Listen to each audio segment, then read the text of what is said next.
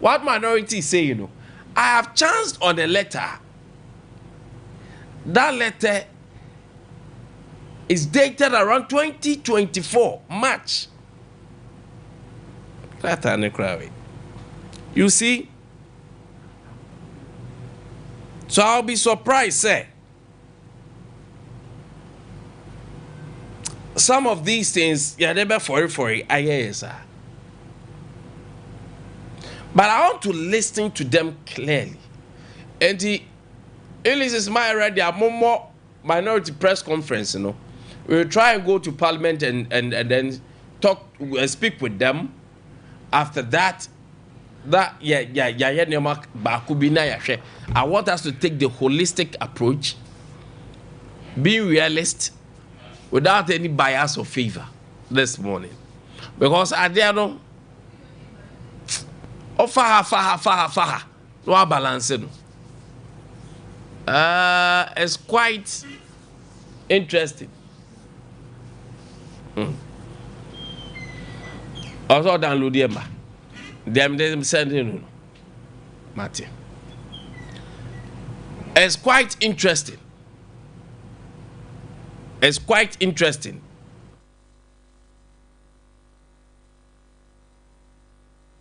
And looking at the two and looking at the specific area that minority is talking about, you know, interesting. Very interesting. Now, taking the words of the head of engineers and planners, EMP, say MP yada MPP also partner Onyeska because then the only muyo now. But what baffles my mind, also some of the things Sompa are minority erase here. They believe say a conflict of interest. Because there have been people, according to minority, they've worked with a subsidiary or the main EMP, and as a subsidiary of EMP, as they say, no more position in the mining, sector. They believe say Barbara Wahai, then Barbara call NCA. That make sure letter akwa my Barbara say me here BB or NCA. Hardly so be denied if I qualify. It is the conflict of interest always be there. But share the most relevant issue. A dear party here was answer my year came. A dear party here was answer my year came. Is it because say Ibrahim Mahama is associated or because he's a brother to John Dramani Mahama, who is the sitting president? And now say the track record of Ibrahim Mahama speaks for itself. Some years ago, he was denied of a bauxite contract, which was believed say Ninian demand in tea. MPP for buy no became. But with engineers and planners, the little that I know about them, when you go to the mining areas, big companies mining, or as a mining, you want to me, I didn't baby home the more contract. Yes, I told you I got fields and I didn't do baby. Now a whole rock pa, bottom pa. Most contractors need to me, most companies need to me, so for EMP for them. Because of more engineers and planners and associates, no more sophisticated machines are. And move to the rocks a bubua baby a rocky areas no omutimi extract a gold in from.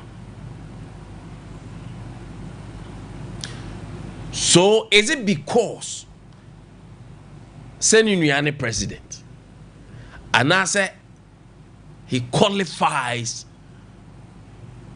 to get that contract? If he qualifies, I don't see the hula balloons around circulating and all that. Me who fast will be a woman. But say there are other competent companies are almost so attender ye. Even they are competent than Ibrahim Mama na omu tendering a yini kama value for money than him. And yet the money there, then we can raise red flag, we can talk about it. But if it's about shared hatred there, so time wouldn't your tiny panel because say the president. Obet my crowd, the only president, be a man. Hey, and you send your chroman so me a president. Do what for doing your move? Oh, company bina on a buy because my name no upo umpo. A buy bebem. Sa sites now omukan. Goldfields na there. Other Goldfields here so move free. And if that is so, I also move to a different company. And EMP showed interest. And to show interest, a woman. They can't do the transaction direct until the Ministry of Lands and Natural Resources Minerals Nina Ebem. And according to the letter that I chanced on, it was 2024 March. Sompa FM. Now, minister no through the director, Ade Akye no objection. Now, I don't remind no, I don't just say a ministry naka sanity kofako. No objection in just say kofako. But the church say, we interest our show no. We interest our show say. O person who could take you over Goldfields for site no. Any objection bia. Now, if you read the letter, if you can't have the video, you can have the letter. That means a year calling you answer, but put on the letter because we can't keep our listeners waiting. More of our character into so. So if this letter is anything to come by, Sakrata we are may authenticate it from a crown, from ministry, If it is anything to go by, then the interesting thing is that time now I would upon an error.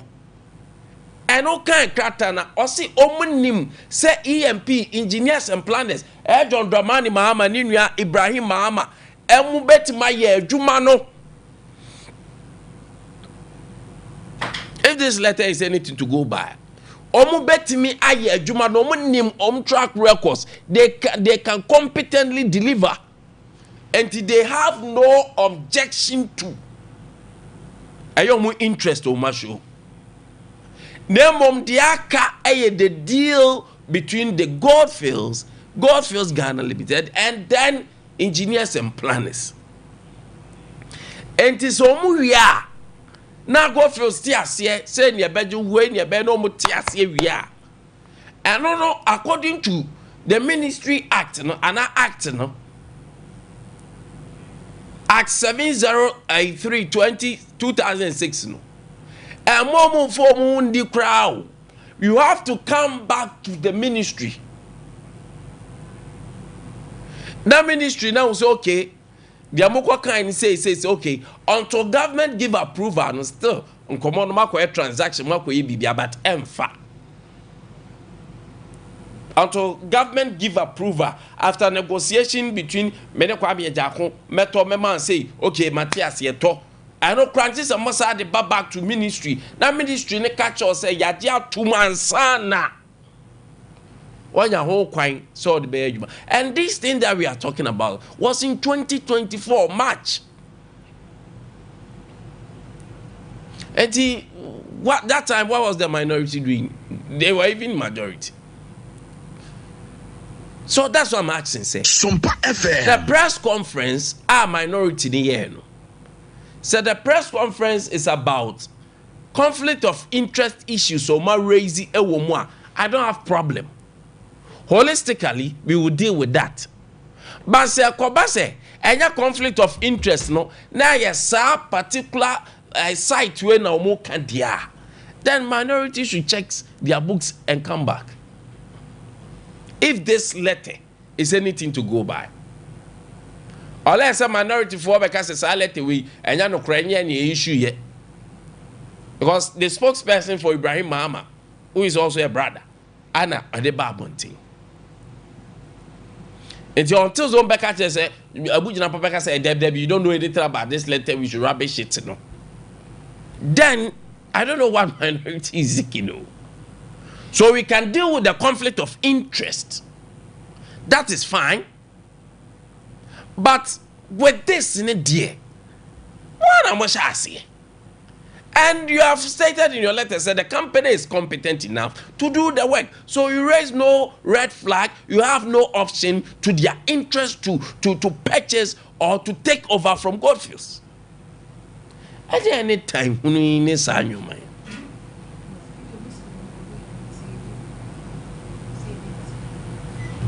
At any time,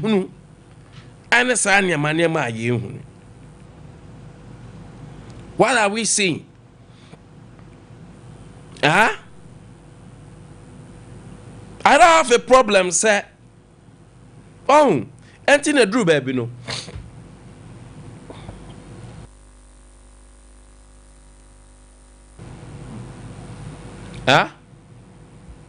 Time my mom said, "Me bar porn, so I'm doing better." So, me video album.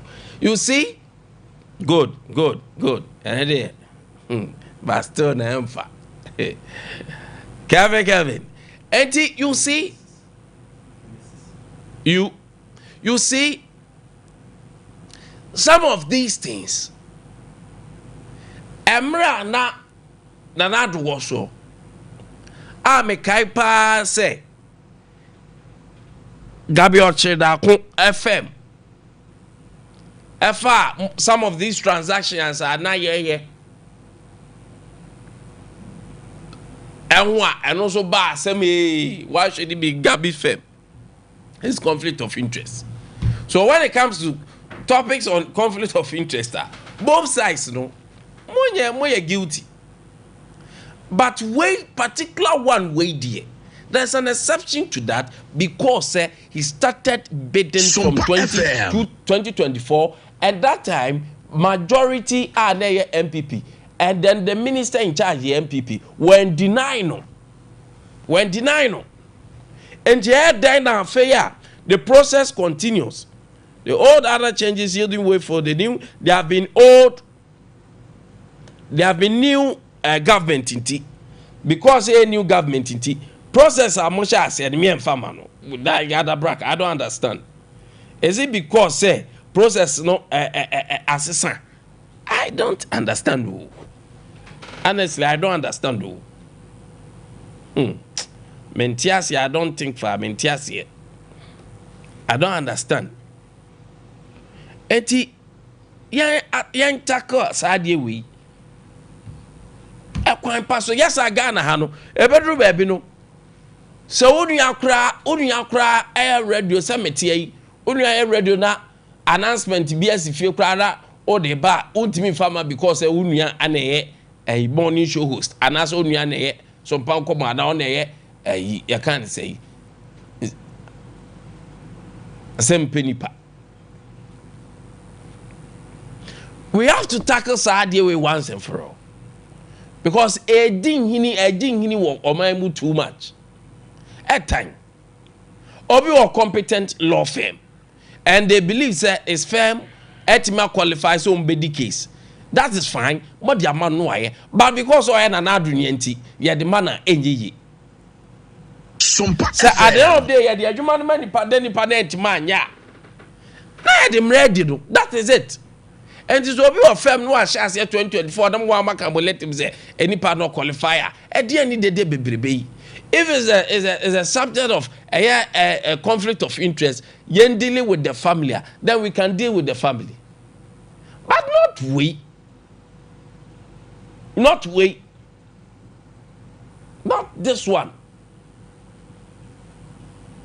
Ghana and somehow. Enye izo. Why we are not paying much? Obeni mejozo. Now pom to say. Obadi adaroma me hoye pa mpachona wonso Obadi adom me so me hoye pa da twedi amponya ngoko na ase na obeni anopa yidie kwasi broni be say you are surreptitiously stupendous Konya bro for now. So be there you are elegantly classified, glamorously simplified. Yo teacher ni. Hey! Yo teacher ni yati. Eje tia tuo. Yo teacher ni. Nkwantabisa. Ah. What do you this? I say hey. Ajay. That if you boko there. Kwame. You go so. Enyanko said ye pen de bad nyametiase. Nyametiase you be fine. Nyametiase. Amini eboafo. No question. You be fine. You be fine. There's a lot to talk about this morning. Yes. Barbara Wahu. I don't pay Ram Kakrama me na me sort you out. Mate, Kwame, me na si pay na fi. Menka say from the spirit to my soul until my voice and my heart re-echoes. No, Chidiampo Nyankopon is worthy of my worship, is worthy of my praise. Me wienso na me dia seda kese e ama ya tifo ahwefo na ma chia omo na yakase yeni so se adechie bia no mu chusu Sompa FM Sompa TV amodi omkasa fidie na afie nso omodi omkasa mfonyini na woko social media so omo join yen because they believe and trust to say and Seminole said you they be without bias, without any favor as you so west and pay you know they be bro you da masi yani so papa na fi menchia me o me mata abnadapa wo eye kumase hanom besiase honum na obutu mama aropa you chia me a uti me a chia pa I love you to the moon Kwame enkomo ya wadi sisi ade ase ne ketue bi na fi menko oda ayi eso say anhwe yi wo kruma ha ya the politics be bra ne maswa we cannot own anything e be ka say eyo mine dia na anhwe yi nso a yentumi resource yenia ye Ghana for ma wo mo pese wo mo yi o mo ti dijuma eye adwuma na sika ebo maimu na sika eka o maimu na fe adwuma nso adoso ya hwe yi a ya the politics be gugugugu ye nyuma nkasa ye Ghana for de sa ani NDC for de abeye MPP for ma na twam MPP for nso de abeye NDC de atwam ena ne NDC abanti MPP sa pese wo mo de ye MPP sa pese wo mo de ye NDC at the end of the day no eko editia yen because ha gold fields ne mining companies here eya kese o mutu gold akese na Kwame if you read the Gold Board Act no said ye no bin to me for gold nkwa bonten enkoton entunyimi nya yi no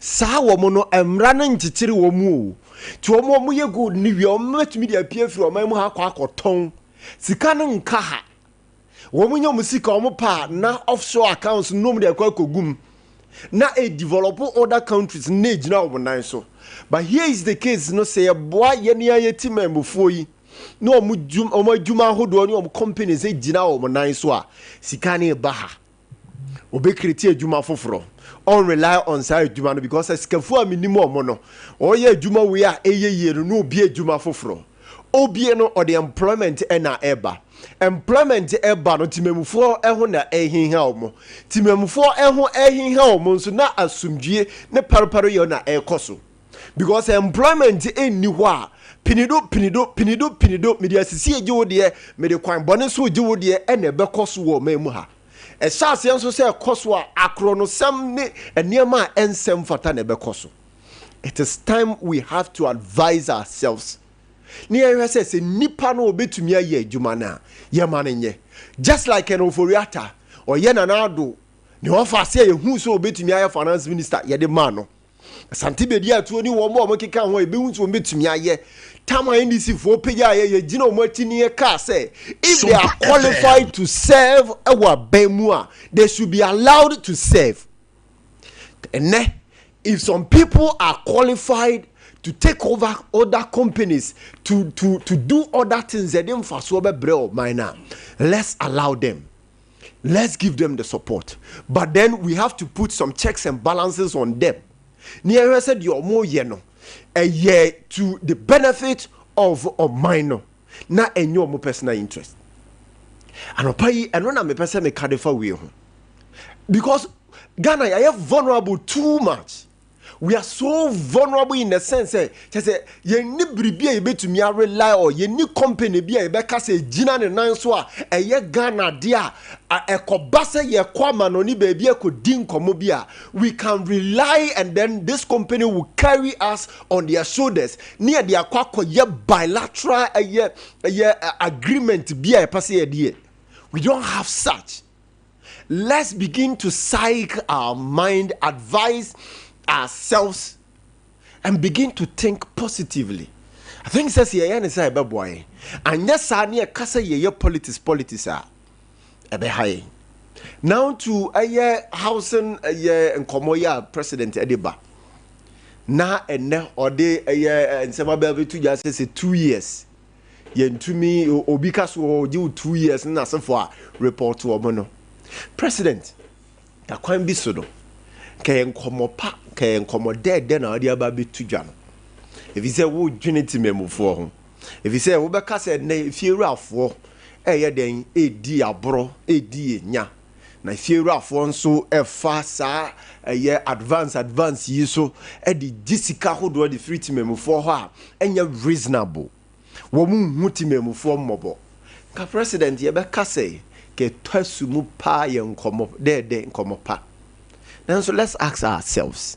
And then Kwame say, "Who are quite plot? No see Diane. What are some of these stresses you go through?" Now so who are quite plot ni we na say we be see Diane. Yeah, you have building materials, no, the cost of it.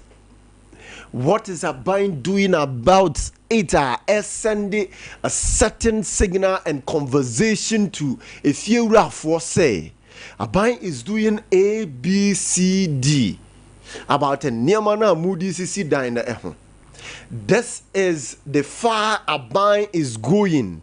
Sabaya Niamana Motodia si dino, Mobanyana the elfo. Na Musu Musi dine, we are not for the pedina tinemua. What you yet them? Nothing is being done. When the prices of these building materials there cost Sompa FM. Ekosrosa. If you run the huna money, that wabo and never corner a tumor if you ra. Cement who corner a tumor if you ra. And so I would be see that corner a tumor if you ra. Paint or dibe painty if you ra. Chance dine if you ra. Ceiling ne piopia hodo obeye if you ra. The akeka wunyina that cost nyina be good if you ra so. Ya if you ra and I bear all of these costs. And this we are the other can say, Mina must see me dying. Mina said, you are born court, woman so near Hunsen, same Nina, Mina me fame. And Nunti say na Medeji.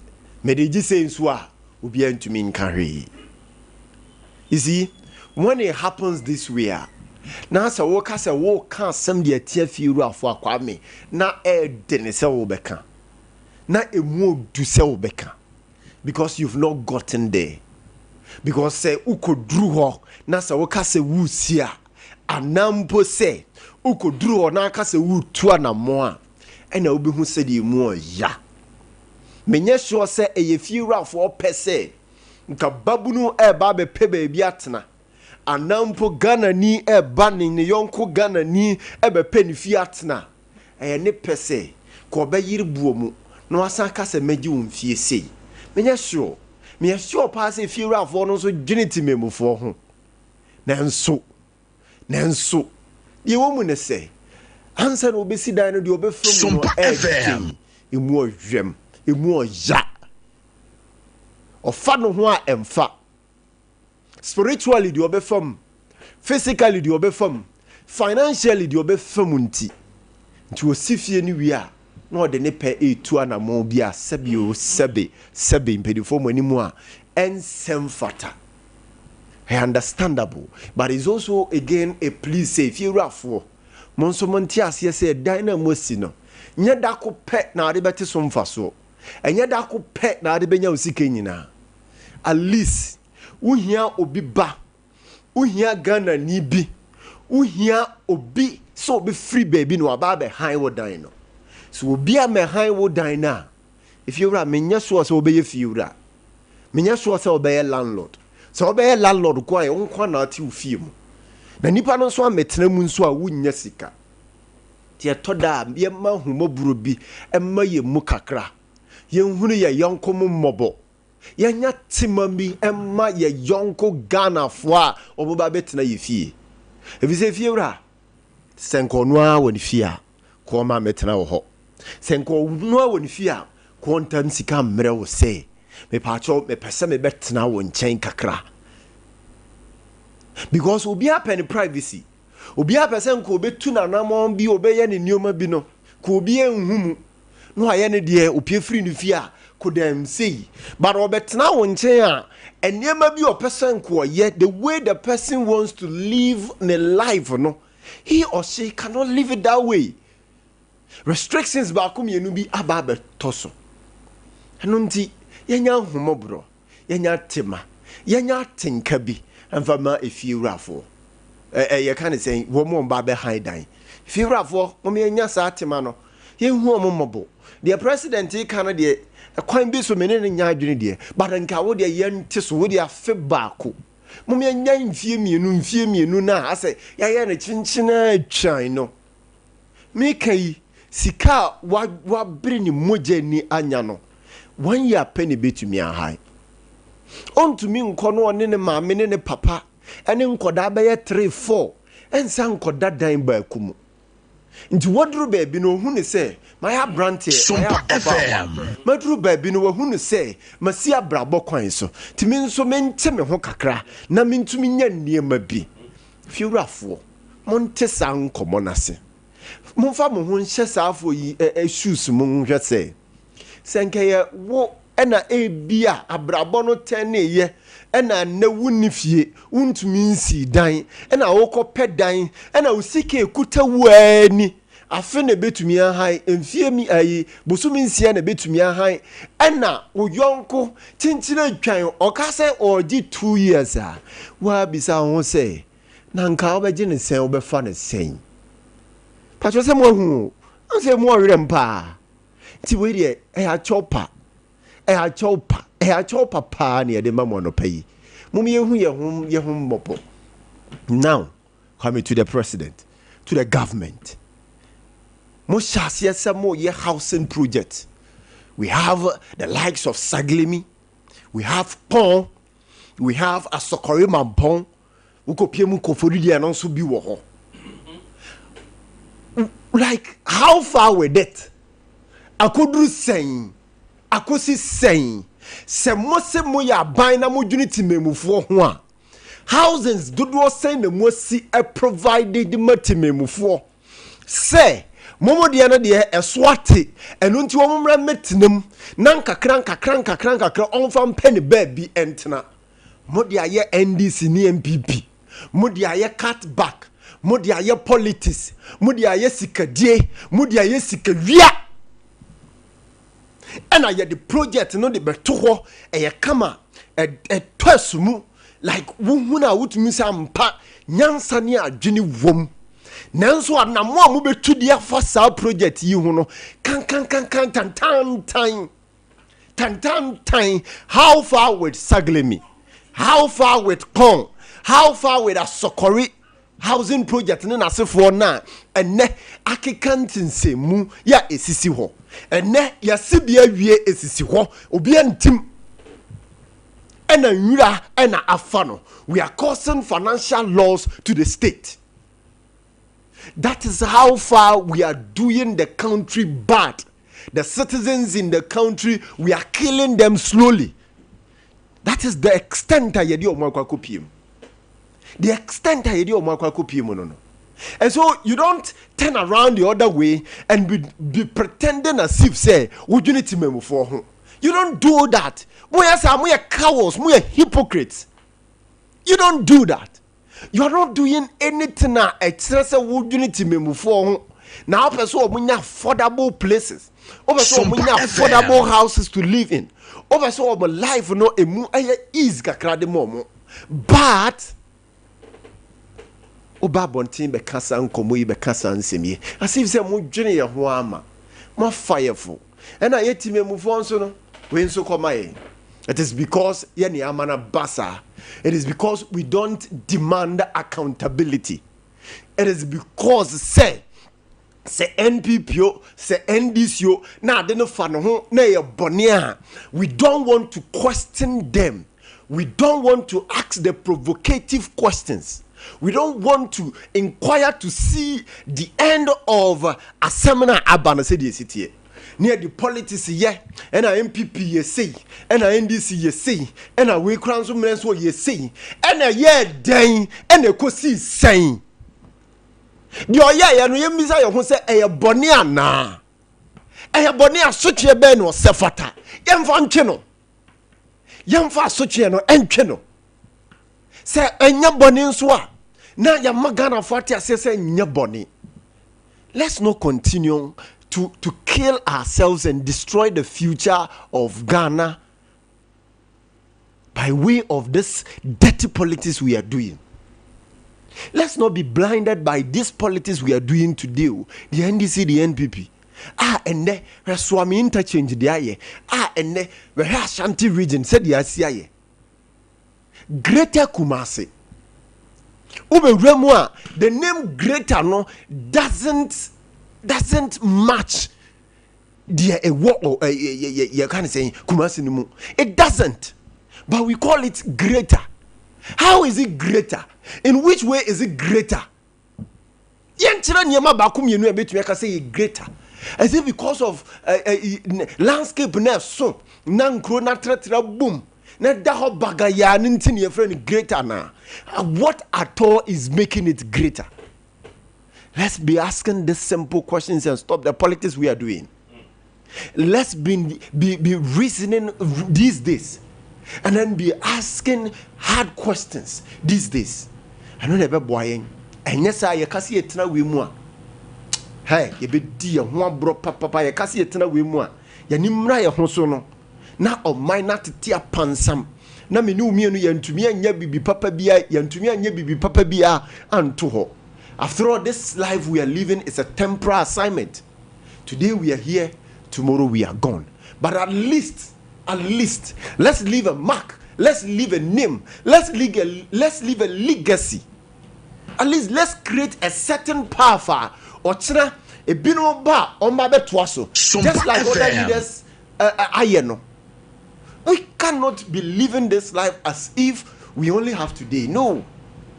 There's a certain tomorrow. Wo ma. Ena eba betina sa tomorrow no. Na bisa won say that tomorrow no. Eyema o ma no so o ma betina. If it is not good, let's begin to psych ourselves. Let's begin to prepare our mindset. Let's begin to position our mindset well for that tomorrow we all want. If not, and you're not say the air in a soon nim faso.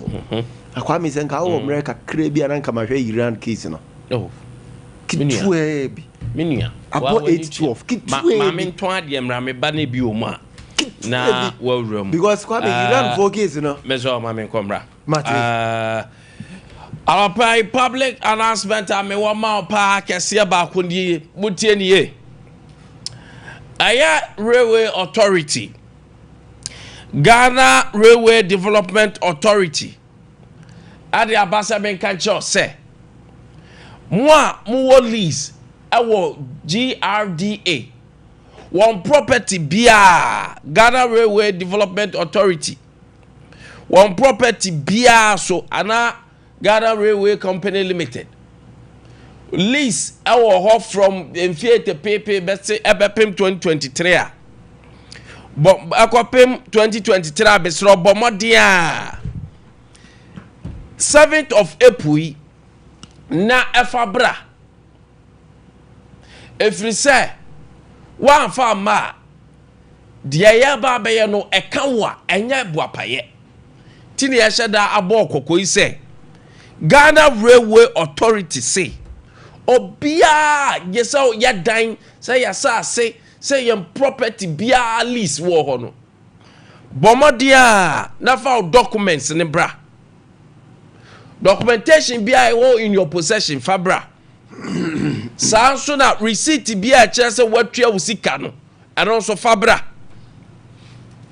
na afei nso so odo Ghana card and our voters ID card aka ho any other relevant document bia no fa ka ho bra enti emeka se wante cause vikesie ma dia atum se ye ka dia ozote arapai so penchiremu our lease any nkrata Ghana Railway Authority Ghana Railway Development kan wasema mesrawa afre 0249 61 43 81 0249 61 43 81 and 0245 87 41 83 0245 87 41 83 me so frɛ na busa ne nkyiro mu ye hyɛ nso so obetimi abaye office nso Kumasi tech eje so asokwa asafo Ashanti region review ni nyina ye no for tech eje so asokwa asafo baby a railway property wo bia a wajibi mesraw titil in Ashanti region one far ma mesraw ene ade abaye no wa semo because ye be fan say only document bia nti occupy that place you know ya ade say oni hu enkrata enti Brian office wo Sokoban Ayensan 607 David Water Limited Campsite Kasi Kumasi a free 7th of April 2026 Bomodia nebra wamba na diyawa ediayew enti mesram wa mo yan hye so Ghana Railway Authority the kokobona ba entam 7th of April de bi wom paper documents ne fabra esa dia wala yo tago eba Mr. Aropai tago for so mo Mr. mo capsules dia na person obo a anopai no kwase me wom ne se eboa erectile misfunction eyi ni nyina fro be ma wo kwadire wo kaska mesra wa bomodin a ne beje bi na bobo na nyoma nhya ase nsuso nyoma nhya ase njirejina so oyo ba wo low libido be ma wo low libido watinka no ewo fom atinka no nya adwuma atinka no desini atinka no ye on and off mesro unya tago herba ne mixture anane capsules no na wabobo infections ahudo nyina etu ase na drugstore ne pharmacy shop bia beja biato 0243 228 296 0243 228 296 Anopai RSYD Novigi Studio se bray Enfojini na wuka video na woye RSYD Novigi Studios na anopai make for the amount Bomadia ne freyen OFM ye wo tese studio wa eye kama bibia peso de ye bia be ya amount Ghana ha nyina ubuke ya ye beba ne sent for 057 471 5778 057 471 5778 a video movie bena wucha quality pesos kama fraying 030 397 4822 030 397 4822 and crying your first Okroko Street meche Accra Malam Abiase ofre Ghana half a nyina ya beba ni ababa behwewo Kingdom Herbal Center and the Kingdom Garlic Capsules ana any bite saba Kingdom Ginseng Power Capsules Tremendous Capsules na de womunie Tremendous no ema no eto aguso omna ye omudia ema na infio koye sent wo enkofa bibia nhyehyɛ wase ma asem meyawo we ye nom ti bomodi an ekopɛ tremendous capsules no STI yade bia infections bia no etu ase e de aba ma ho so ayehwam hodom aye kama ama bibia etimi akoso fine tano pa mesrewo ada tiemie pa mesrewo ma no monkoje tremendous capsules naturally formulated they treating nyoma about menstrual cycle na koso kama Kingdom Jesse Power Capsules in your memadia. Bema usisi na yoya. Or mental stress. And answer unya sufficient physical energy. Physical energy dia ye juma. Said dada wala tu wala say. Sana physical energy nso boamu abo juma enwumre nso aka ho. Boamu wanya Siemens nkwamu a ti se do so ebeboamu atima produce ye. Ema extra power. Meka mema botiase.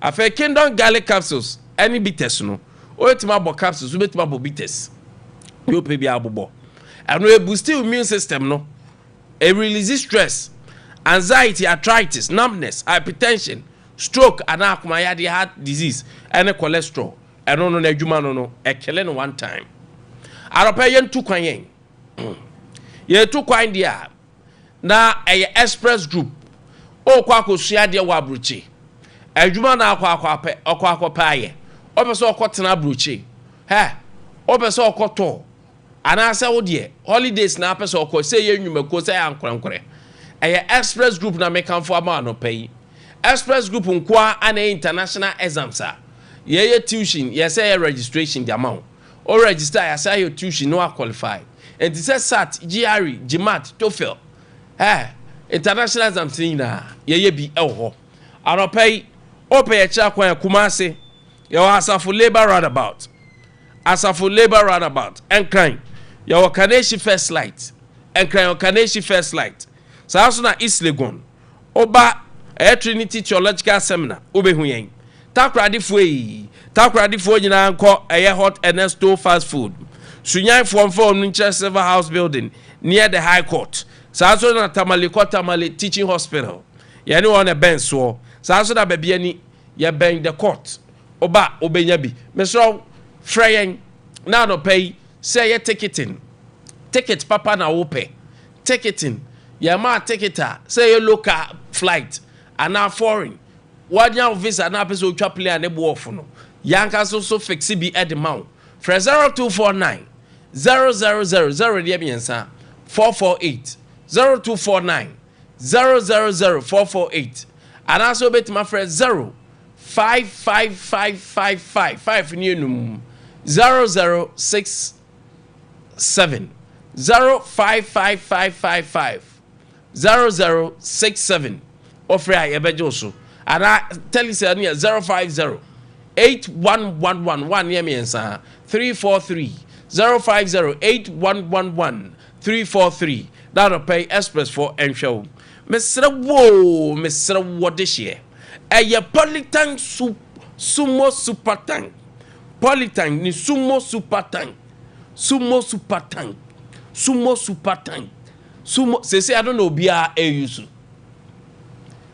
Politank enim ni free tete no adwuma ye diesel tank your friend Politank there be Politank ni POLYTANK and ya papa no ankasa esu abobro ewiamo ensomo udisima enfwe affect no koto Politank ya se bo shield esiso wakoto Politank ya wa na krake wakoto Politank uram na uruma apoto bibiri still ha na how o ma na choki entimi ma dabi unya Politank super sumo no na no ya ma na discount ya ma na 10% discount tu kwa akoto ahwenie mo bin dada se Politank na enye Politank super sumo Politank na no pe kwa akope discount 10% also you can save 1000 Ghana and above cra also ti no pe misraw okọ Politank for no ha also pe super sumo no na jibi ne ho dene hwefom cra na no Kwame bra kwa jibi a omukwa omu di free cam gongran om say dia ye di free suri abai die so still e gina ne na so say kokọ bavu ajan arope kopa bi na so fadi wadwuma sa so na me kan for the amount a Roman father na nedro no aya Father Martins ne herbal mixture aba mountain dodo na friend Roman father ne duro no Roman father ne duro no why me say Roman father ne duro no eyi namness free ho eyi stroke free ho sa eduro ya ye kan wasem Kwame eyi body pains free ho no kwasempa eyi diabetes no kwasempa eyi pressure yes emawo ahoden a chese ni padua no chese ye strong ejira yes anopai misra wa kopa Roman father de duro no eno de enyame aduru yade aye kwankwa wo no ma ebetu ase na akọ enti obi won kra nafu Isaac Collins de yi misra bomode a na wo bobo a wo se wafu na kwa de nwoma na ne frim enti anopai Collins o sunyan kopa bi ne bo station master no amoni din fusei anopai kopa bi na bobo na also enko fra 0247 919 122 0247 919 122 ara 0552 668517 Arpe Dennis organizer. Good morning to you. Clinic ni champion was sciatica 21st clinic. 21st is na Nkwanta 21st no sciatica nkwa debi. Ya debi ayesa. Ya wo expert. I will honum. Only say doctor be our specialization with 21st clinic. Ya wo doctor ono ni hwehwe mu ye say eti yade a kwankro. Obu ane de ye diabetes, obu ane de pressure, obu ane de weight ndie na doctor panyin na ankasa oni team ni nyina bom ekoye research tutu kwan ekoye hwe sciatica mu enti na sciatica ne uti din sciatica 21st ano de buy o house sisi ya chitwum besi na se na onim se sciatica na sa ya de ne ba take time ansa na akọ because I was your massage you do to adro so enti waba na ye massage wa wanya gidie ebekọ na ye 21st nkwa na betima yesa obu ankom ye mfa heat bia nkọ to asisi aji o misrawo so hie na ade to nya na aduru no bra ye mo aduru na afa ye mfa machines so sisi so ye ya abons improvement tom na nyame adom ebe kokra sciatica dia 21st fra 0540 311 0540 311 0249 311 na fe baby ben wo no manager Dani befa na wa chero baby ben call center for na ready pick course kuma say ahwa overseas junction Sompa TV Sompa FM ye na was room na wo form ye ne ye nuanom Alpha Radio ana ben so so na oboase cancel quarters called junction Accra Domi Market Sunyan your regional hospital say Sunyan teaching hospital ye ne di anumhwe enkransa momrei techima GN bank kadan dada no emu ani gina o de frɛ 0249311311 0249311311 baby ben oni amawo akɔ enso ewo ho Ulysses President John Dramani Mahama come no kai fa video no to so de na Kwame Nkwantabisa no pay na yenyanti ase video na ready a fa no to so o wie nso ana the minority de no ato so na afei ye rewram you are ready. And that is what is making them take advantage. Countries have instituted social housing policies that have been very successful. I've seen the Kenyan example, and Kenya has built hundreds of thousands of housing units, which they either rent or sell to government employees. In the past, employees have not been able to buy houses because we fix their mortgages in dollars. And because the dollar kept sliding and was not stable, then it means that if you take a mortgage, you find that eventually you are not able to pay, and then they take the unit from you. We just pray that we're able to keep the city stable. I've said that we don't want a strong city, we want a stable city. I want to know that every year the city will depreciate by 3% or 5%, 3% or 5%, so you can plan. And it will not add too much onto your mortgage bill. So now that we've been able to stabilize the city, let's work together to maintain it, because there are many benefits that all of us will get from a stable city. And so let me take housing and sanitation. Housing is a major problem. And for households, it is consuming the income of households. We need to have a national housing dialogue and decide how, between the private sector, government, and labor, we can come together and come out with a social housing policy to make sure that we provide affordable housing for workers to purchase on mortgage or to be able to rent at a favorable cost. The reason why private house owners are taking advantage is because of the deficit in housing. And so we have the rent courts. We say don't take more than 6 months of advance, rent advance.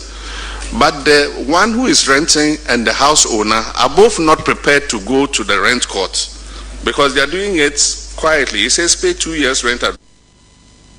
No. Hold that landlord. Oh, I want you to see. And no. Sakwa brane beji atum se. Ye betua 6 months pa de. Excellency any ti say modi bo am hu ye o. Fogu Montezo. Ti so mbo am hu ye o Kwame. Modi 2 years fogu ogu. If you rafo say unum say Kumasi kura beji 3 years. Yes. 3 years o Kwame mfie miensa. And ebije 3 years. 3 years. Ebije 5. Hey. Oh yes. 5 see we na so say flat. Sa flat no. Yeah. Ebije flat. Me 5 years. Oji 5 years. Flat. Oji 5 years. Flat de anya me. So peska ebomu no de akoye na de. Flat de anya me nwa. So de koye na de. Yes.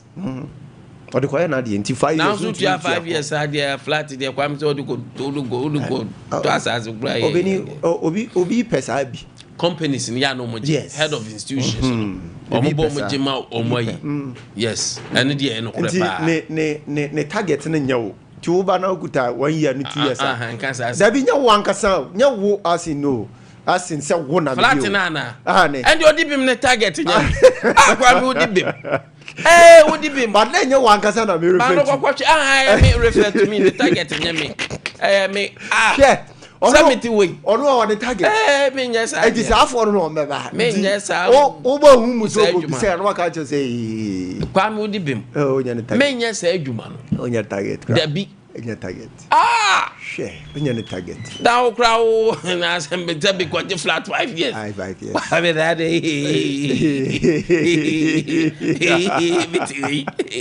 between kwaje 5 years. And you really will. Because you say we kwaje flat 5 years. O kra we have enough food batem. Oh, that mean what? Current state am you. Make us o asibodi enti wo je a long time. No, I couldn't baby. What is your name? Amen. Me kwaje flat about 5 years. 5 years. 5 years. Yes. Send me to way. Aye. And for na put it. Ona for beba. Emi go mu na. Obutia for baba srawo. Tu be beba bia o mada. Tu be gi sai. Yes, or not fly o me mini or fly o me Obutia for baba srawo. Na o mesrawe. O go abuzi afie. Na ko o be sermon na for meeting. Me o mo ye na yi. O ye house party. Me na for yes say. House party. Abi trimode. But 5 years 5 years ebije. Ebije. Ma me beje second company no na etua dia. Yeah, ebije 2012 say na me wo me bra ba ko Accra. Domi pillar 2. Okay. Ya sifie na wie say. If you run so 10 years advance. 10 years. Obi beje ye. Kwame me say. Oh, cry na dey. Obi beje ye. Oh, cry na dey. Na say me. Obi beje ye. Me bia adwuma me boss. Entem so kra. Me boss ba ko. Ka o dem no. Hotel ba ko ne boarding pa. Or the suit ni bi. Yeah. Otimi be 1 month. 1 month what 3 years. Na me kwada me hwe. Aye. Iska akwa ni tia no be ye ya the boy. The boy is new ya na for be gra yi sha o na obo ska bia no na ska we na wusu. Se me ni wadi ma se mo ka tire. Mo ka de di. Wona 2 billion iska ma. Chicken change. Chicken. Oh yes. Ken kura di bi ko any campaign na wodi. Gwa. Get it di bi ko campaign. Na lafiya. But minority for the nafe mene Kwame nwie na abedwafo mra, which the NDC was in opposition made it a topical matter. They were constantly on it, and there are some of us who believed that that angle that they came contributed in no small measure in Ghanaians showing X the exit. So while they use that particular, it is only proper that whilst in office in the last 1 year, we also try and turn the skills on them and see how they have performed under that particular parameter. Now, Ghana stands today at a defining moment in our natural resource governance. Barely 1 year into the administration of President John Dramani Mahama, we are witnessing what can only be described as a dangerous drift towards state capture in the mining sector. This is not an abstract concern. This is not rhetorical or partisan alarmism. This is unfolding in real time through decisions, patterns, which the NDC was in opposition made it a topical matter. They were constantly on it, and there are some of us who believed that that angle that they came contributed in no small measure in Ghanaians showing X the exit. So while they use that particular parameter to actually assess us and judge us, it is only proper that whilst in office in the last 1 year, we also try and turn the skills on them and see how they have performed. Okay, and that is and also so on the minority aspect. Kwame, China why Iran ne proper? Why China why editorial on Iran proper? Me say Iran, you can say in this year show come. The China why editorial on Iran. There's a lot that is happening. Richo Kuseminkajo say Oreba around Inche. Oh, nice. Oh, nice. On your home. You used to call boy Jumon. Boy Juma Papa. You call boy Juma. Is it versatile? Oh, boy Juma. Beer building. Yeah. Remember Juma Nankasa, you know, so F and no fire service professional. And a chuku. Groups of companies. Yes. Flames are hot. Flames are hot. Flames are one. Yes. Me pencil work been a canoe. Okay. A boy, my birthdays so. What me do a chair no about film no abeye about saxophone. Yes. Choco or a gift. And then I said I say Choco or shall say the bao or the no crown so argumentra. Because I don't know oh ba Kwame. Aye. Say you cholo. Oh no so on ye kesisa o. That from cra. Me o madam for be any monthly. Man say go we the dino. Bye. All right, Kwame, thank you so much. For veterans here pay that you did come on. The other common I did also bet my joining and a WhatsApp message and our TST for 050 9438 500 050 500 na odeba and pay. Yes, so yeah, the encomo ho.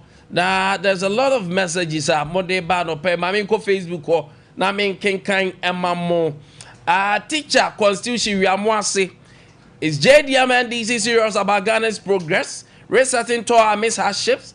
Those who campaign for 24-hour economy instead of free senior high school will answer to posterity. We deserve better governance. Ghanaians need results, not just slogans. NDC supporters should be ashamed. Cocoa farmers are suffering big time. My regards to Honorable Mavis in Kansa Boadu Asantim, Mankoka and Mr. Usu Bempa, Ishayaso and PP hopeful. And then, Mensa Saba, North Suntreso, rise this morning. I'm struggling to understand how a leader can remain in office after openly admitting that members of his own party are involved in Galamsey activities. Illegal mining continues to damage our environment, pollute our water bodies, and threaten to livelihood across the country. If those within leadership circles are part of the problem, then accountability should not be optional. It should be immediate and decisive. Regards to Chairman Wuntumi, aspiring national chairman, Chairman Koka, aspiring Ashanti regional chairman, and Kojo Usu Bempa, aspiring Ishayeso chairman. Emil Smith Rice, good morning, and good morning to you, Emil. Maminko Akrokari Jr. Tiero. Akrokari Jr. Tiero Rice this morning. Monitoring live from Akrokari, keep serving Ghana and beyond. Regards to Honorable Edward Akwasi, a Queen Kame MPP chairman for Boise West. The only junior Tiero shattered the whole Ghana. Okay, also, dear, no. And then DJ Opadimo Swatra Badopay from Kumasi Swami. Ghana had different government, but this NDC government is bad of all. Greetings to Dr. Baumia, Chairman Odeno Kwakwapi, aka Asanteman Koka, Honorable Masofo Subwache, former MC Swami Chairman Ousu Bempa, and Ishaya So Nanabi and JFK. Facebook there, yes. The Mesa Koso Mekan WhatsApp Diano. But my member fee na anopay komono and twaso and so ewoha Dennis anopay age na mudiama the National Democratic Congress NDC and so ewofia Dennis Akowa is part of the Ashanti communication team for NDC, and Era Kennedy Minta, Ashanti communication team for NPP. Also, Ejinamano Pay at the Amani Party. Report landlords charging 2 years rent advance. President Mahama urges tenants. No NDC seat is safe in 2028. Afenyo Markins, remember, then look, okay, then minority demands removal of 1 cedi fuel levy over rising prices. Mira Ken anope mache. Open case Nkwantabisa na honamu ye mejoso. Oba dia dom me ho ye pa na nso ne abusua no etisen. NDC amemo boni ya nka bibia ye. Nso ye be ne dey.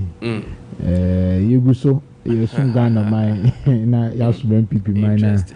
Yinim se hwie bi enyema befa nti no da bia meka achie mu yi osi esen abebu nyina na unia kibi nso se nchia o ma no anope mecha ne pa na ne ho ye de oh de ho ye pa okay ti egu so ye hedi besi abefa constituency fo ni nyina so ho ye oh ti said you kan no ka o pa asama ma me on se obusa me ba bia me ko na me so yegu so di nkomo se nyina ye abusua na ya hwe ba bia be ko initial ne nam from am se meko secretary na benemu nka general Tony so ko be ko regional enkomo ni nyansi ye senya Tony esi asom Tony person ko regional but enkomo ni nyansi senya wasi asom ewo menhia north no se Tony ka so ko dia meko but wan ko bi menye fe se me contest mi senior senya wasi asom party na ya hwe positions ba bia di ani be nti egu so niema bia utimi bo o ye fesata mi judi ye boy radin pai se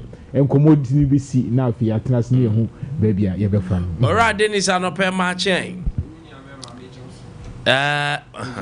empombo ko de nyame adom nkwane ahoden ho erade de nenso ayede ache wo hwe enya nkwane ahoden abetena de wo se ede erade ase na mame fa wa fidie so nchia e Ghana for magibra omuti nyina na menchia eye panyi kwankyerefo ne hwe tema wo refinery lawyer Edmond Combat for adwumaden ne ahobrase ne obuo ne tema a ode ye adwuma esom Ghana man ne NDC mabunu nyina ope one of the appointees as e ba ne se yen support ni pa ne mboa ne pa da ne da nyina na pono ma bia ma obia lawyer Edmond Combat nti mechia no ma chia the incoming national youth organizer of the National Democratic Congress lawyer Okaminta ɔyɛ national board chairman for National Service Authority ɔno nso ɔbɔ ne ho mmɔden panti lawyer Kwame Nkwantabisa no pɛ baabi a obi amekyia na makyia wankasa nso because ne hu wakyɛ kaka ne nkyia Ghana for ɔmagye brɛ ɔmo tie ɛna no pɛ nyinaa. Excellency John Dramani Mahama say young reported obia or landlord or G2 years. In fact, some message acting rent for boss baha. Ma menene shasi mane trigger Ghana pa. Excellency John Dramani Mahama Diababe so. This is coming from the NDC government, now Ghana government. President Mahama, Dennis. Minia. Ma menda wasi biem for akwenya wo dia ma mi na onim say rent and say dey me as a young person dey ye nyina we know the plight Ghana youth omo ye do mu face and ade ba ko and aba be so burden some mama young person e wo man we mu e rent say yemfa ne say o ye adwuma kora because unze o man mu degree holders Christ ka sen kwa na wanya wanya nyeska bia say bi mu odu bia te say bia omo ho atom na eno no wan hwe a Ubaya hand to mouth no cry like ya. Bibi kaka be saving. Ube saving nyina na by the end of the year, what they are heading. What they are your rent. As a young person, it has become very burdensome. Because even normal rent say in Kwana Nebueni. Hostel managers in Sosa on your renovation bia and no beje 4,000 cedis. The next semester was means ya beba no because all the 1,500 na day. Account which is too outrageous, and that has become so difficult for young people on Mokroma. In the Ghana as a what's here that ni hope be ampoze bia wan kasa kra betimi abobre bia yeden esidan because ye jo rent ane bo eden no na agent for so gina one side so yeden edge because agent for ni put just say ebi hu abufu ama o kwa kotua dan ka be 7,000 cedis 8,000 cedis ebi mu tua 10,000 ni we na ono so gina nchen say ne me so meje 10% of scanner we den wo ba betua nti when it comes to renter it is one of the things I don't politicize it at all because one of the biggest problem ye face as a country especially for young people obu a watu bata afina abrabo wa den wa start because uko social media uko TikTok and sa na me ya very difficult rent bi wo ha or 2 years advance na 2 years at unim say abrochi mema da bi e pese ye se homo no omo nje sa yenje sa wo ba bia wo pese na nka ene senke ye nuanom ne yabuja for mo abrochi nka afra ne kra won fiu because wo be je ne be 300 euros and asese na say just oka ni na bom na by the end of the year or the betuama or say jia I believe say a good call by His Excellency John Dramani Mahama, and we all know say aban bia ba obon ho modern kakayira John Mahama ye kai or start affordable housing any seglemi housing yibi ni affordable housing na area ko for start yibi no oba ebi o ha NDC aban yes to adodo na den eso so I feel say there should be a holistic approach you bet me they are solving that housing crisis no once and for all because a very difficult Emma Ghana for minia what they find so be or just salary be obua and ne degree kra no say uti anye ya obua obetwu condemn 1,500 no dey ma 2,000 no dey ma into o kwan so obey dey obefa car na dey akwa adwuma obedidi what you see obetua ebia water bill ne light bill baller phone so ba be from bed on beje unua bi be dey beje kakra saying na young person obenya etimi kura save kaka no be save say 300 no betimi save na 500 afini nyina nkwa awie na agi so okukuru say ska no esa akopɛ bi kura ye de ka ho ansa no de ade o de atua ne rent nti I believe say landlords for no omunya abotre kakra ma eye Ghana for ne young people what you say because landlord ye say mrane say nka waje akwa akira no bosumi nsia what you say 6 months rent nka ye ne sa it will bring some relief to the young people no what you say nti I believe say you say ye nyina ye mo boy ho as a country because we are there bia wo de to aban no so aban be ya aban na nye ni nyina no betimi aye den aye aban ne be na fam de ba yan kasa so no ye njai apobo ene saa esisie na because of say ye pe intentema ye nti no na ene because if you real bi wa kwatena ne fie kura che say wan hwe kura ni je kura wonye de unya bi da na wo de aye de free fie ho nti I believe say is a good call by His Excellency John Dramani Mahama, and I believe that the aban betimi ya this answer because the last time opinion about has in a interview no of social media I saw it on Facebook and these are the laws that will be in him. So what should be in the say adena ye nimum ran nemum yam fam ran nyejuma because obi animum ran say so mu nkofo so na enima then there should be a way betimi apparent that to the hearing of every landlord na wo mo mwa ye kakra because minua ade a emu edema young people pa because then ukotua dan kan na enchana is an answer start January nya na ye March ya ye twa be half of the month enche ye say ko new month na young person maybe awunya adwuma nje 5,000 bi na sika kakra obenya no giso bo ani nyina no na odikotua rent by the end of the year that chi bia no senkwa na obetimi asave se wo kwa akware abeka ho na odi bia ye den aba ye den aba hwe wo yire no ma what you see a very difficult situation for the young people. Now, is it feasible? Because looking at how your dynamic is saturated in the system, any proper measure. Last time you were assembly and surprisingly, only proper measure even locating houses. Yeah. How you need data bia? Oh, data there. I believe say we data. Say that bia if you raffle. We can conduct Sentinel Ghana Statistical Service for yes, the but no question me wom say you need data for Chroma and the end the man hang any data I believe say will be na Ghana population census no what you say they we were able to find the deficit of houses are heading want is to me finding the deficit of a dan ebi ankofo ni that means obetimi so find nipa dodo nso a woman no moye landlords woman no de dime rent what you say because so that deficit was for households exactly if you nipa dudu ewom but you said the dem nipa ni wom no you can detect say bia nipa so mesi fie no wom na ne ma me fie no ye de wote anase bia oye de rent but the data sampling did it cover that? No, I'm not saying it's sanity, but I'm only suggesting that these are ways I betting I find it out and we have to get that data because rent there a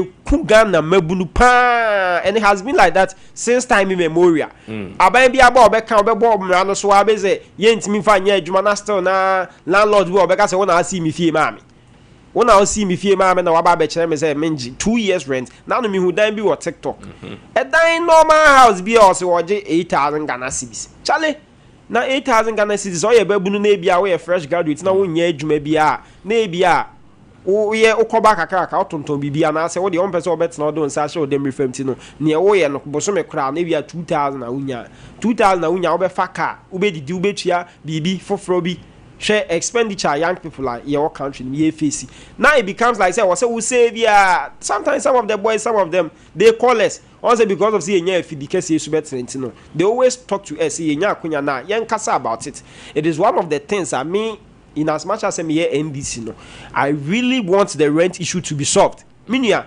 because very problematic nipa woni baby obeda kwa wani kwa abrabum untimi kra anya dem fa adwen alright o kan Abraham Maslow glove theory na your needs be were important and baby how do uti be den ebeto ni obedi nyina ayeden count I believe say Rajon ma amanya sa adwen ne de say housing project bi ne be engaging in ebetimi asidodo na at an affordable cost ama Ghana for momo he said it himself say looking at Kenya where Kenya for system a lot of government workers you will fear by yes exactly so say aban bi aba or try so ye bi ba say bedu echi ni aba be no because okay ya say Clement say there were so many allegations say corruption ni ade in 8 years you know MPP by all the so betimi prosecuting the panel then you continue the project because a tiny bi ho yes see area just say WC light niam nyina wo ma just say bibia come on but because of say e jato ho nti na ye dey project mpo no ke dey kwa koma private developer so be bia na ono oba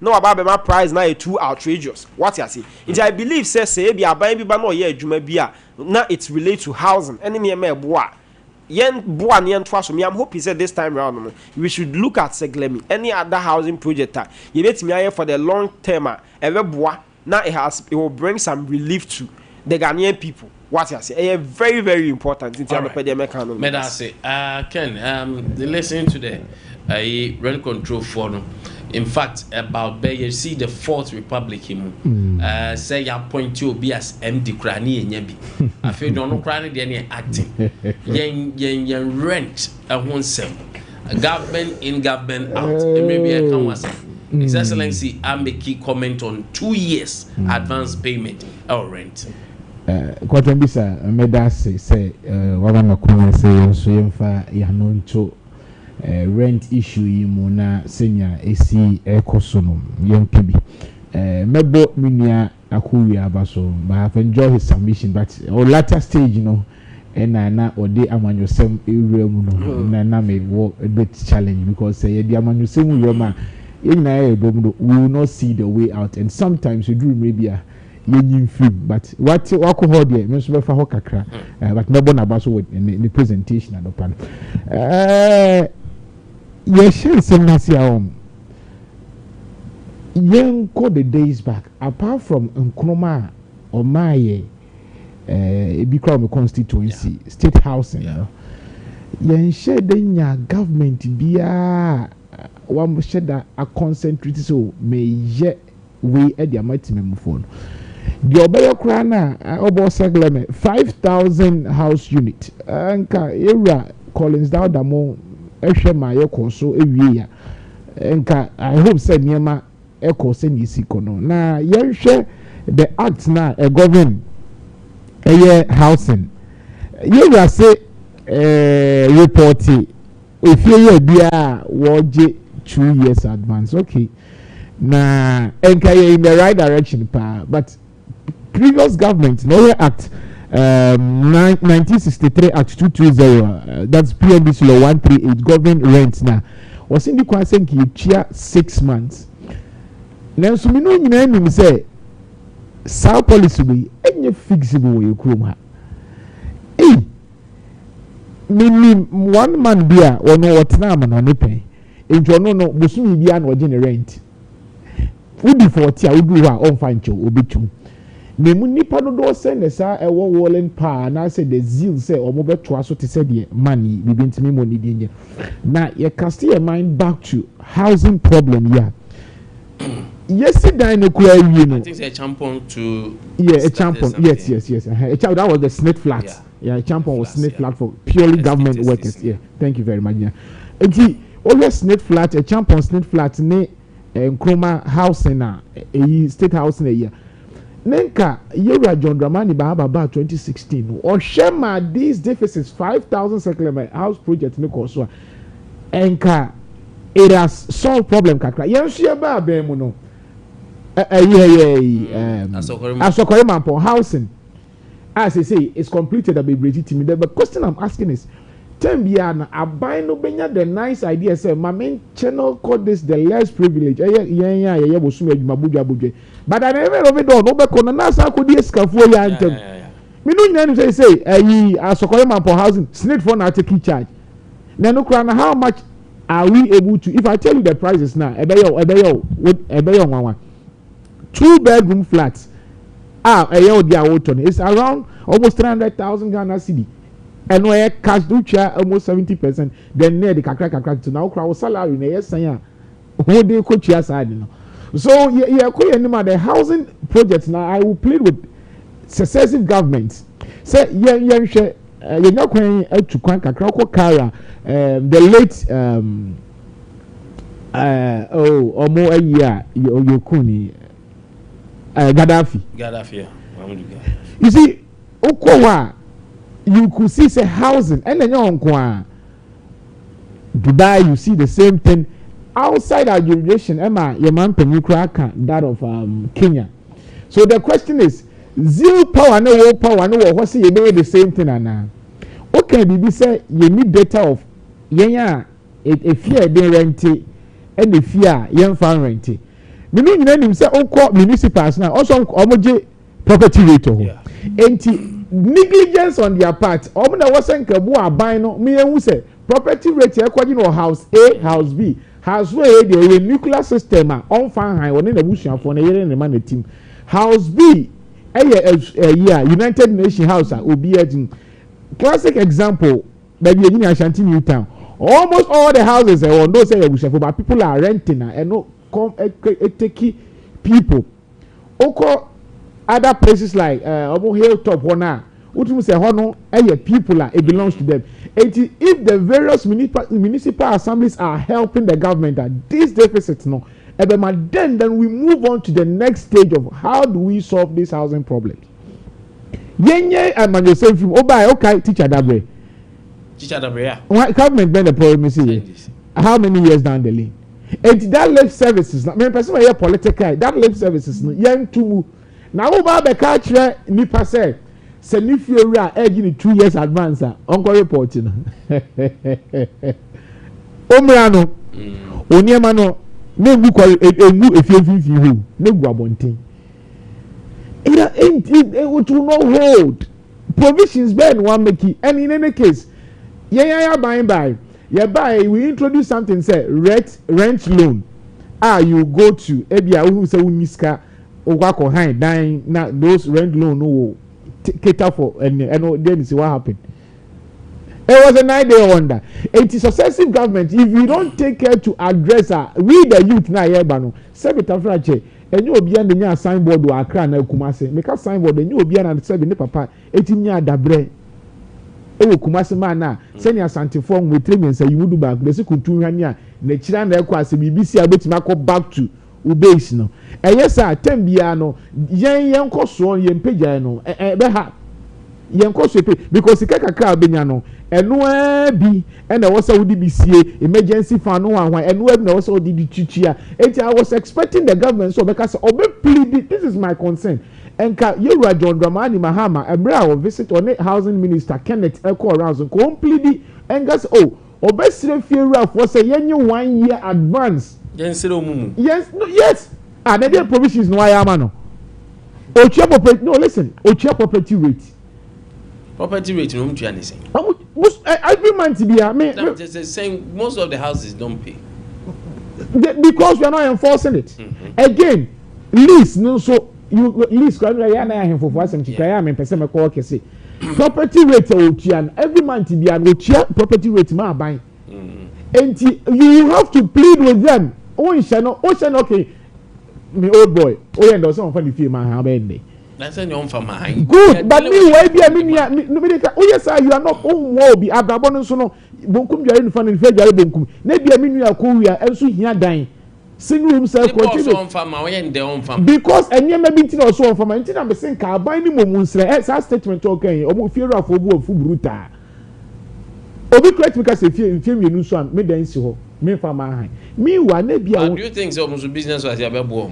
They need us said your kind bunkum jare nifa. They need us, we need them. To be honest, they also don't need us. They need us. Minya, yen call a spade, not a long smoke. Chrome ha, me wo Kumasi. Baby, I call the entire honche. Me no yin say Kumasi a dime for the fear for 10 years. Obi efun like so. One if you cry no ni mienu miensa. Yeah. It is said pay. Oka so on fan die man han on fan ho. Me old boy. I'm using myself for example.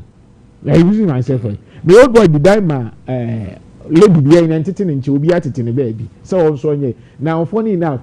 NDC winning 2016. Old boy came for not getting NDC at time. You know, see area. We fear now. I say so. Me and on a lighter note, we fear of finding out yourself.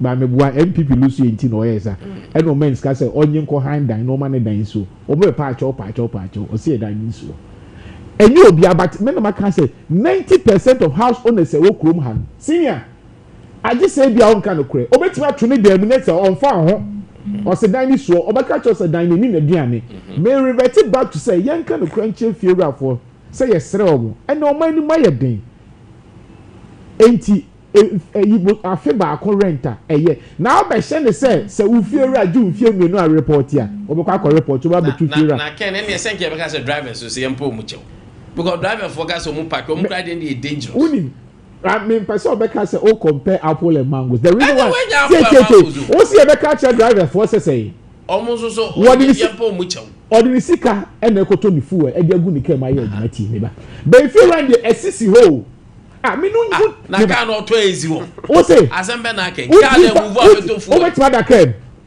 na mte se ka no na efie nso betim de atu kwan o say efie betim de atu o betima ko han hotel ada Let's not say the conversation from car and no, but the person who wants to hear for them say they are also at fault. Okay, be a phone like we should tell the truth. Person for them, a total be percentage wise, you say. Percentage wise. Ask you, yeah, to tenant. Say, you mom, so yeah. Percentage wise, the number of houses. What's one thing? One can say, who's the phone? No, me person not pay no politics here. Who's if you're empty?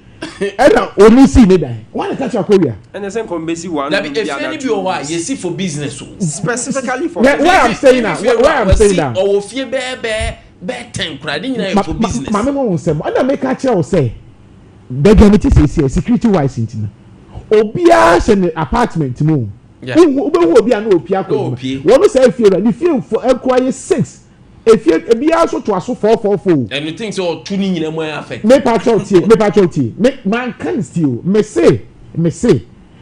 Yay, here feel out for chance feel out. The reason why I'm saying that is you will feel out for your father now. Say let's not say let me go back. Me say yes omo. Okoye na she say 2 years me when I'm dey me home me say example.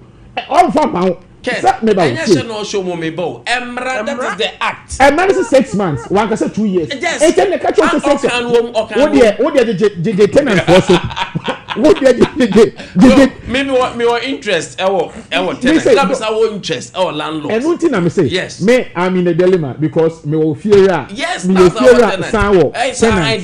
Baby. But what I'm telling you say, me so the year John Dramani Mahama can. You need fear. And you Asante for the you say sorry to say Asante be say the other naje or the energy benkum na the otim so work how fa hin e tu how me say na we sika no so nya wo dia sika be the other kwa that sip said that for sika ko to na da so sika no ko to na da so for dining na we what you see hono for dining what you see me say yeah you taking from the traditional you say now so I say obi all so how about you feel you're a good man me too good man baby dey say ya fan set it no obu okra offer ejade any Ashanti bi tan bebre take over Bantman Ashan yes those houses bebre na bi omu koko ni ade oto dan ni mu a enha no good because obedi afri koko no good ebi makra wa abrocho obi but currently especially bi aha na hunhu ni ya bebre dan omu sisi no omu sisi as investment real estate omu di jiska ken it's a business. Nkwantabisa, I'm not shying away from your point, but the American say a guy don't know you see with Chrome they are for business. Now baby I'm teaching say example. You say a strictly business, but you compare houses unit business is same room. Houses unit in business is same room. Me first if ya me to man sin am say ko na me ja abanti amesi so me ko to Bible one na bi anta na ja cha bob down na me ko if ya me kan ko tenem chronom. Yeah. Mitima if you 2 years was in the batie me da fira buchi be nko na wate say me kra me papa e wo fie wa na dey na be hand and brantie. You see impromptu say some elections and so safety one tell some ko pe be safe ye wi am move they may come in say I'll still maintain one point. If you are for the brain am no nyina call one year side one say Kroma no say they wo only fie kra na e mienu miensa e nan the obi o the business who fear baby at ho not good and to ye bibia who depend on kwa yo obeto sa dan na dia kesi ho and am dey father omuolu man dey example no enti yensra aban say aban adabraka asem na aka den keye pa na mom enka kire tenant ne say we fear you 2 years advance be report no oko report no na go yen na kwasi owura. No, let's not me so near maso. I thought I saw fear abu amemeka. Oh, nye fear abu na bu amemeka. But yen kan kire ye ho say set aside there any abani should make provisions. So what the Kenya example. And now crowd buy no say teacher that brim kra no. Oh be ye 2 years down the lane foundation crowd to my teacher for. Na teacher ni teacher ni say Bobby Andra a check for abi ni mo de o mo kira de akoma mo say Bobby mo what in fie dan na teacher me to say me over chakra by year my if you are surgery advance sere na obesere no na akwa ise me ko report oboko red control obeka catch us for the 3 months scratch or tinimukwa we are na be what I always say is say there should be a competitive market. Say na Aban State Houses bebria. Ya de ma han ya ma teacher fotua nkitinkitia Aban will major say. I say kai your public transport bebria. Metro Mass before my there yeah you market na individual so move. We use Metro Mass to convey all of them. But make us say wo dan no so. Any person struggle to even get houses. Sometimes ni pane kwa on 2 years no anyo no ba beje. Ya ni problem no. Beautiful. 18 can't 1 year. Minority demands removal of one CD levy from fuel prices. From fuel. And good morning, sir. Okay, since when did the president get to know that his own members are involved in Galamsey? He should stop that croc the John. Let us apply critical thinking. Is affordable housing affordable? This is where the critical thinking comes in. With a critical thinker from Sunyani. Okay. Ma member on minority the demand of one CD levy removal. Mathieu, the various argumenta Edgy Tamaklo, Akasa MPA, CEO, Akasa Diafa, one levy no. Na Buame. The main reason why NDC are buying introduce fuel 1 CD no was to say clear legacy debt. Yeah. Now, na me pese me koho. It's high time NDC sa propaganda they should know say they are in power. Yeah, simple calculation be. In 2016, you can say legacy debt abuam ni metiefo say ebi a ombeka se me na meka e kire eka ya buragu wa ya beto aso me da ase entima NDC portray ebi na rand ya be ko ya wanya problem mo portray say MPP bae and na ye de sa legacy debt no ye na bo kan go ho but the legacy debt no from was 2016. In 2016 NDC left $2.5 billion as legacy debt, but ye bae no ye betua 1.7 billion out of that legacy. What is he did the MPP did do? Currently, NDC actually $1.47 billion, and so they are making whole noise about this. Say a legacy. But meanwhile, yes, we pay, but we do not make noise about it. But that is their style. Going forward, one CD now on the torso, almost say on the torso. That CD is stable, and nunti and check one of the mind, and nunti say the one CD nickel fuel no crana.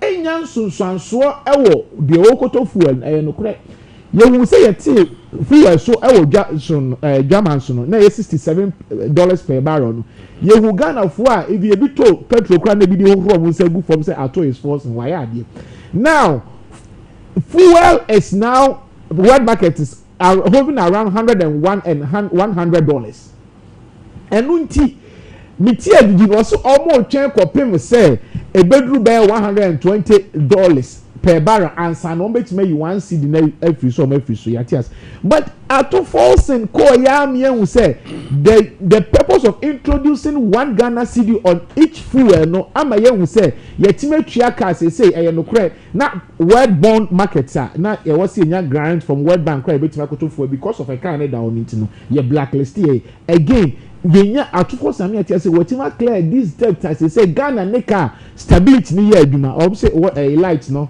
esi so say light is so and it's the good people of Ghana they can judge and testify what them person make name me yesre no levy say what fuel no nyina no ye time ye kambo na ye 1 CD 93 pesos the with time no committee mabo levy say what fuel so nyina no yes NDC buy no omo me atiase ye bo omo kro no twitwa most of the levies but funny enough free power ours was 1 CD 92 pesos on fuel levy but omo de 1 CD 95 pesos minus the additional 1 CD to omo ina kabo me 3 CD levy both diesel and then because diesel 1.92 and petrol 1.95 that is okay it gives you 3 cedi NDC edit ato fuel levy so eno ti na minority say out of this 3 cedi no you 1 cedi na wo so di tua legacy debt a ye ja to ho no say wa me ati ase say debt ni nyina we ye afiri ho e na afi so de ka ho no na wo se petrol cedi no e wo form na petrol so wo form nti e de ka ho a enye timamu ni hwe e ma NDC communicators kura ye flyer uchia we a ye ti ase ene ya tum enti the more later bi a woto no wo burden the ordinary Ghanaian enti ye free ho enu nti na minority yen ni abre because and the baby econo say within the space of 2 weeks all say they see Ghana we are even hoping say next week ya ti say we cry about the increase ako 18 cities but we are praying say no ho enti really take the 1 cedi out of it so that the ordinary Ghanaian okoto no one also want because only 1 cedi now also the fuel levy energy debt recovery no what dey chia also they fix the debt all energy sector they say wa be kasa kanya ni so dey chia as serving the purpose to say we are that so day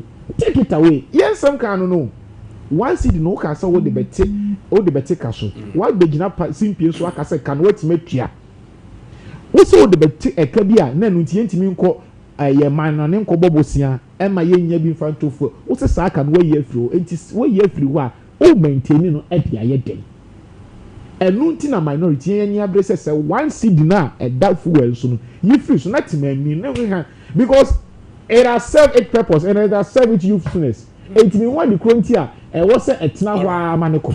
That is what we are saying. Me that say Dennis. Minya. Ma me sanda wasi bien for akwenye na no miti minority MPs no concerning this one Ghana citizen full no na I am a kaka because in June emra yera Dr. Kisilato forcing e come ra she bidwafie na or kasano about 1 cedi levy no eni ni enti odeba no niema mienu no kan niema mienu panti no kan se opeso de sa levy ni ye de eba na emu ba ko legacy debt se kire ne se ka da ho fiti tetrente de abesi nne ye de bi kwa akotua na ebiem liquid fuel what you say ye betimi ato fuel na etimi de power ye thermal plant no sa niema mienu nti ne ye de sa 1 cedi near den eto fan no so na menua de be se bibiza ne ze legacy debt ya can say nani ne nyina da sutua legacy debt no eno ana metie spokesperson for the energy ministry na some na kan say mobile na NDC aban na yetimi atu about $1.4 billion of the legacy debt na den wo ho no so okaya legacy debt no wutua fuel no so wo say o den wotobi liquid fuel you need them to be able to power your plants no say they be a bit me generate enyinam kane na magana for ho de atom enti no say obeka say 1 cedi na de atofu so no it has outlived its usefulness na ase kire ne sen the opposite kire ne say e bia sabi eme nye den ye nkotofu na me power ye thermal plant na emfa energy crisis kese nye den embra na da bia nya sa enti say e bia mpanifo ka say ye monitor how the near the echo at the word I mean I'm saying just near the because we had last week now about a crude no at the world market still about $119 what you see and ni be na me say na so ati about $87.90 what you see it no it changes when you say a world market full way no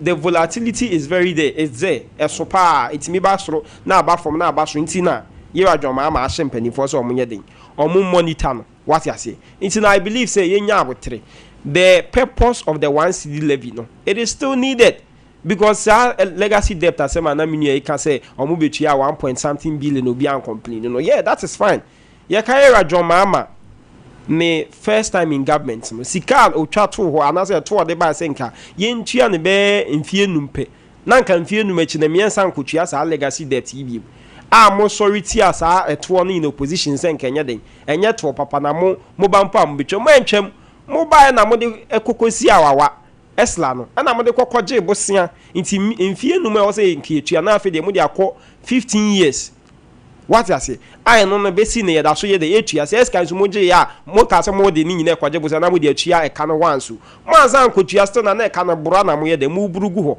nti no say ya the two bi ba na say e betimi aboa the energy sector. What I've seen is ye nuanu MPP for ya omunya abotre, because anytime they criticize it, omo ban so krampo na omo ntimi meyi mfiri na afi omo asa be say bibia. So I believe say the Ghanaian people na ene wo mutua sa 1 cedi levy no, they know say you are Dr. Kiselato forcing, or they hear the purpose of which in here or can say the interest out, because last year you 1.4 billion dollars. I can also sign legacy debts here. That's so because the last time I know if you're not say about 3.7 billion and you're here to clear everything from the energy sector, and 3.7 billion menya should be to me the daba acopare each year into about 3 no say day yenya na ekoso toto ne ma de many agye ho say we have seen say ampa ye de yichi ampa yenyina nkane ano so dodo na ye den ejina so nti yenua no MP for the call that they are making no, they have a point, but at this juncture they can't say sika no and say a 1 cedi no, it has outlived its youthfulness. What I say,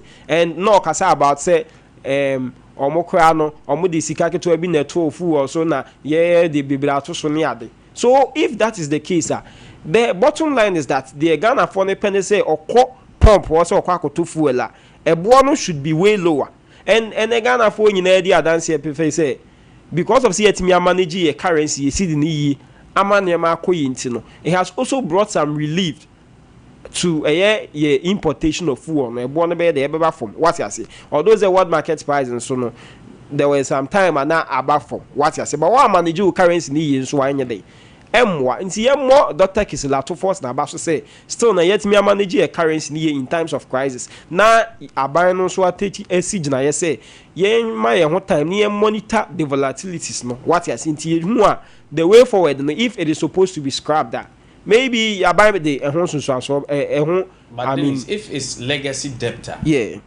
emra ye wan hu here people are calling for CBA.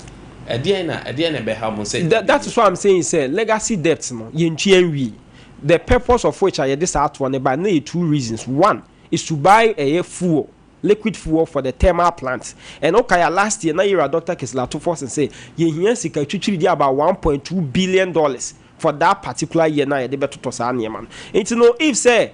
And then in the yamino kase minia that so toss liquid fuel. And then in the yamino kase legacy debts na that so daho.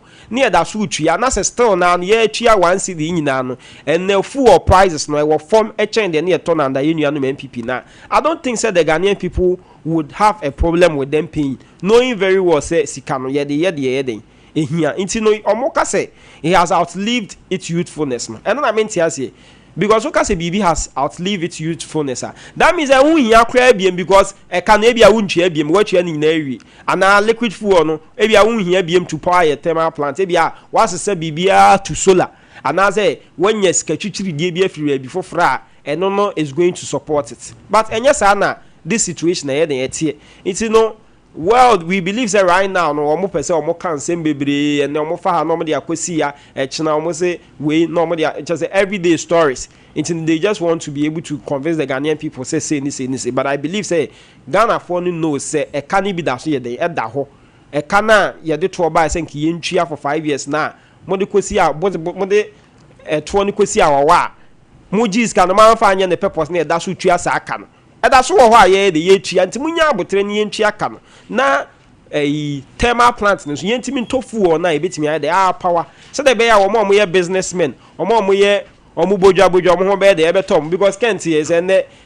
okasi yenyi 1 cedi for near you na ekasi ye nya 1.2 billion yentimi an tofu o to power ye yi a obesan abetena ba be kase NDC buy no ye kan hwedum so omasan de aba e na ho kire nti some of this commentary in there we don't have to listen to it in that perspective. Mafatifo. Now my main messages in that member. My main can be 0548931931 0551931931 I don't pay any more. The lies and propaganda of the NDC in their quest for power is making the majority of Ghanaians lose confidence in politicians. Let's have the trust and confidence in the NPP led by Dr. Bawumia to restore hope for the future generation. Bawumia Twaso 2028. Regards to Honorable Sompa, National First Vice Chairman, hopeful. And then when so free, Dr. Danglo from Brimso Apeusika. Under His Excellency John Dramani Mahama, there is a calm and steady approach to leadership. And you can clearly see that the economy is gradually coming back to life. Confidence is returning, and there is renewed focus on improving the lives of ordinary Ghanaians. We cannot ignore the fact that the difficulties the country went through were largely due to the poor management of the decision of the NPP. The hardship was real, and many people felt it. What is worrying is that the NPP still refuse. Oyibo Boating, and so try no pay say.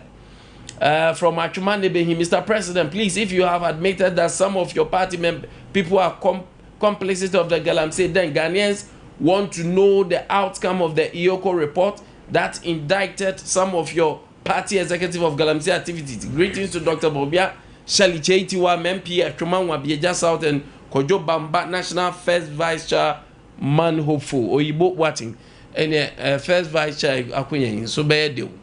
0548 931 931 0551 931 931. Hello, good morning. Hello, good morning.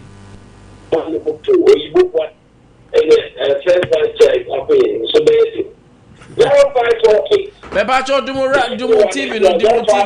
TV no. Barbara, yen freezo yen fen pa. Meso afra Dumu TV yes sir. Hello, good morning. Hello, good morning. Oh, Barbara Tushebe. Hello, good morning.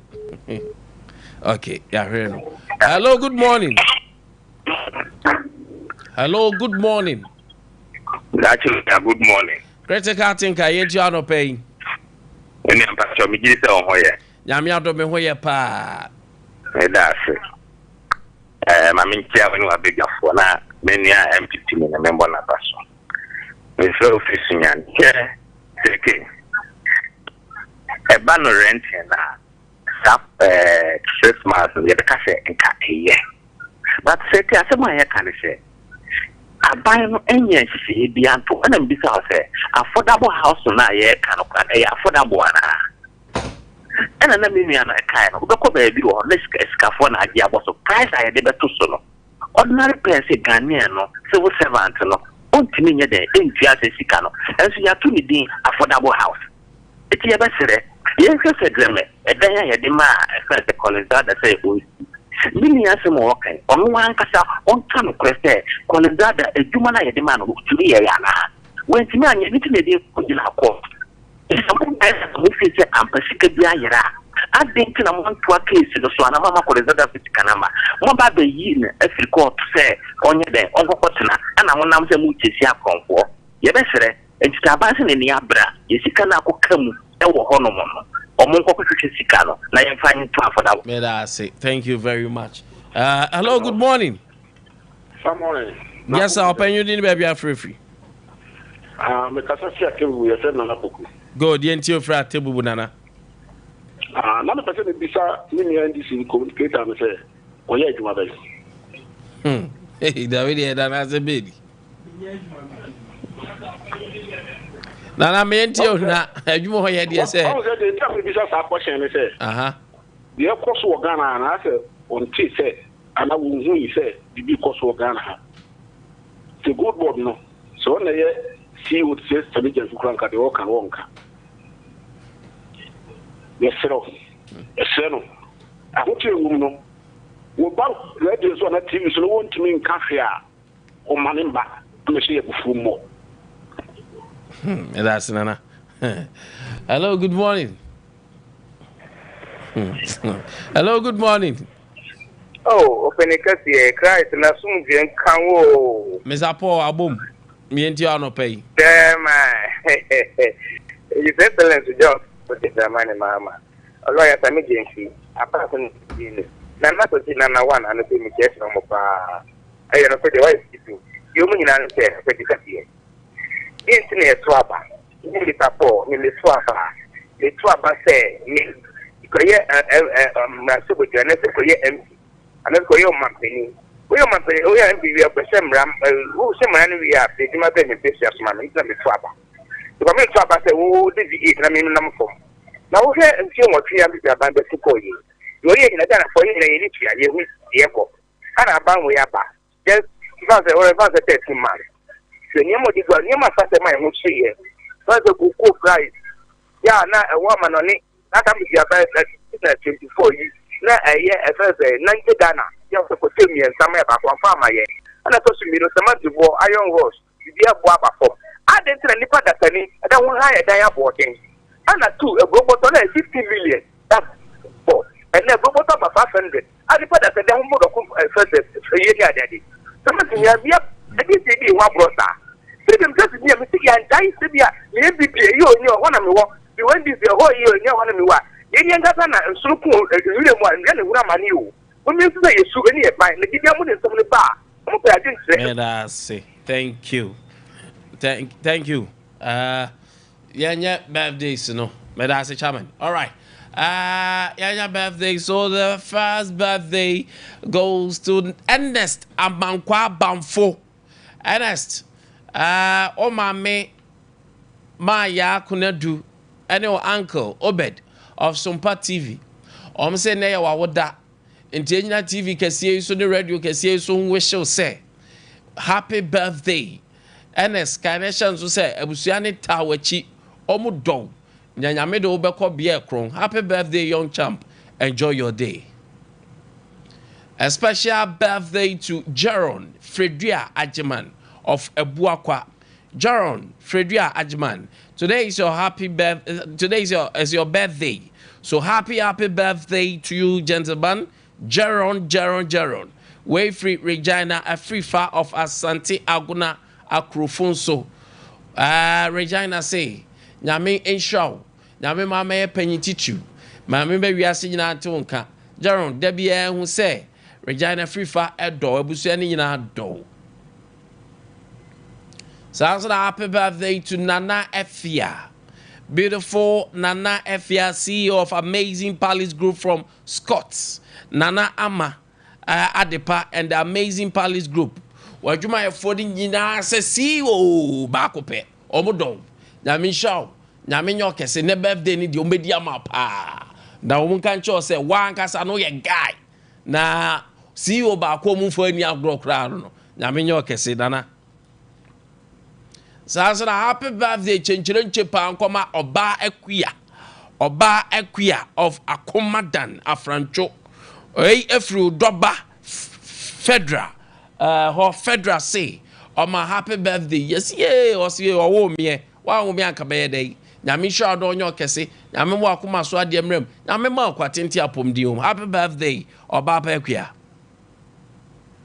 So happy birthday nkoma Eliana Nkunim B Jabi Eliana Nkunim Buatima Jabi Wayfree Ora ni Ora yere Jabi o ma me no papa omo say omo doba preko pene omo do na nyame nyo kese nyame show nyame ma kwa tintin nyame mie wadwi mu na be panyi kese. Happy birthday. Afei last one in koma Christabel Inshira Cranting